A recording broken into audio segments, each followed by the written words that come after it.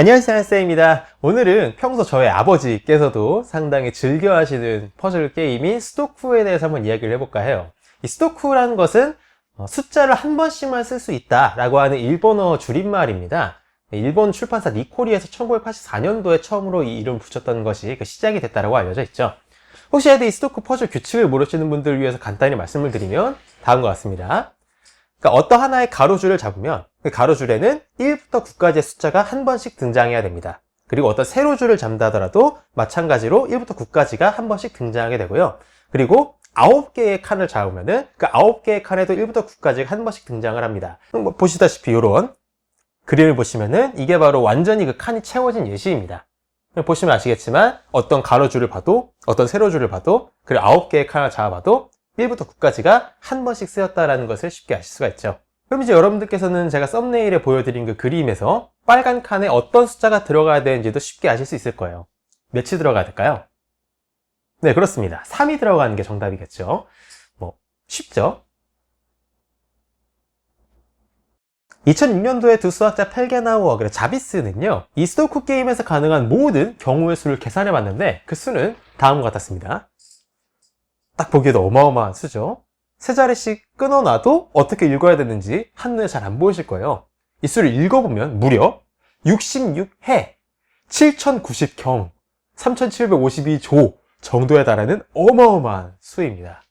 만약 여러분들께서 이 정도 수의 돈을 한국 돈으로만 갖고 있다 하더라도 여러분들은 아침, 점심, 저녁 밥 먹는 거 사실 군것질거리 그보다 안 되는 느낌으로 전 세계에 존재하는 모든 자산을 통째로 사들이실 수가 있습니다. 그 조그만 네모칸 안에서 펼쳐지는 세계가 참 어마어마하죠.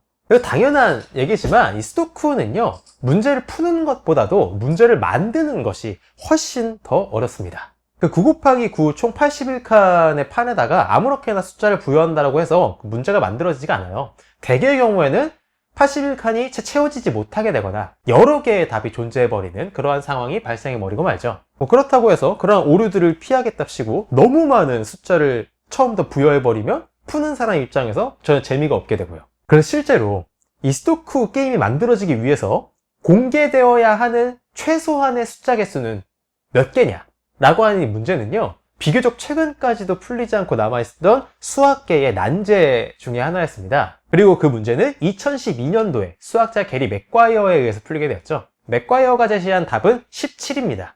그러니까 그 81개의 칸 중에서 최소한 17개의 숫자는 주어져야 그래야 스도쿠 문제가 만들어진다는 것이죠. 맥과이어가 그 문제를 해결하는 과정이 참 재밌는데 말 그대로 노가다였습니다. 그러니까 우리가 흔히 수학 문제 하면 떠오르는 어떤 연역적인 그 사고 과정을 통해서 이 문제를 증명한 게 아니라 일일이 하나하나 숫자를 넣어보고 체크를 해본 거예요. 당연히 이게 사람의 힘으로 할 수 있는 수준의 작업량이 아니기 때문에 맥과이어는 무려 700만 CPU짜리 슈퍼컴퓨터를 동원했다고 하죠. 비단 컴퓨터를 이용해서 수학계 난제를 해결한 사례가 이것만 있는 건 아니죠. 나날이 그 빈도수도 많아지고 있는데 그 최초의 사례이자 가장 유명한 사례가 제가 예전에 다뤄드리기도 했었던 사색정리 문제입니다. 100년 넘게 풀리지 않고 있었던 수학계의 난제를 아펠, 그리고 하켄 등이 컴퓨터로 해결을 한 그러한 사례죠. 궁금하신 분들께서는 이 위에 링크 뜨는 거 참고해 주시고요. 근데 각설하고 스도쿠 문제를 만드는 거가 어렵다는 거야 알겠고, 그렇다면 푸는 건 쉽게 할 수 있겠는가? 그러니까 어떤 스도쿠 문제를 가져온다 하더라도 공통적으로 적용시킬 수 있는 그런 명쾌한 공략법 같은 게 혹시 존재할까? 그런 공략법이 있을까요? 없을까요? 아쉽지만 없습니다. 이 스도쿠 문제 해결의 복잡성은요, NP 완전 문제에 해당된다는 것이 2002년도에 증명이 됐어요. 더러 이 문제를 P 문제로 떨구는 그런 알고리즘을 제시한 논문들도 많이 등장을 하고는 있는데 일반적인 스도쿠에 대한 해법이라고 공인되고 있지는 않고 있죠. 결국 이 스도쿠 문제를 푸는 방법은 일일이 하나하나 경우의 수를 체크해보는 방법밖에 없다라는 얘기예요. 뭔가 하나쯤은 획기적인 완벽한 그런 공략 알고리즘이 있을 것 같기도 한데 신기하죠? 만드는 것만 어려운 것이 아니라 푸는 것도 주먹구구식으로 할 수밖에 없다는 게. 선생님, NP 완전 문제라는 게 뭔가요? P 문제가 뭔가요? 궁금하신 분들께서는 이 영상 제가 또 이거 링크 띄워드릴 테니까 이 영상을 참고해 주시면 좋을 것 같고요. 오늘은 그에 대한 내용은 설명을 생략하도록 할게요.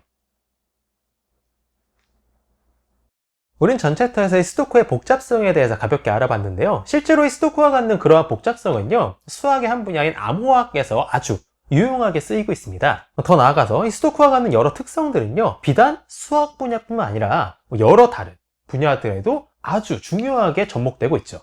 사실 이 스토크는요, 그 모체라고 할 수 있는 수학 개념이 존재합니다. 바로 조합론의 대상 중 하나인 라틴 방진이 그것이죠.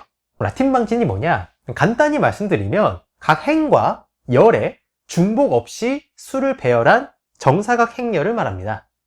그 앞에 이제 이 정사각 행렬의 사이즈에 대해서 n차라는 수식어를 붙이는데, 예를 들어서 2행, 2열짜리 그러한 라틴 방진은 2차 라틴 방진이라고 부르죠. 즉, 이 스토크라는 것은 결국 수학적으로 보면 9차 라틴 방진의 일종인 것이에요.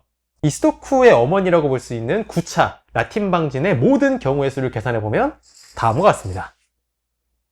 대략 5524자, 7514해 정도로 이 스토크가 갖고 있었던 경우의 수의 약 83만 배나 되는 어마어마한 수죠.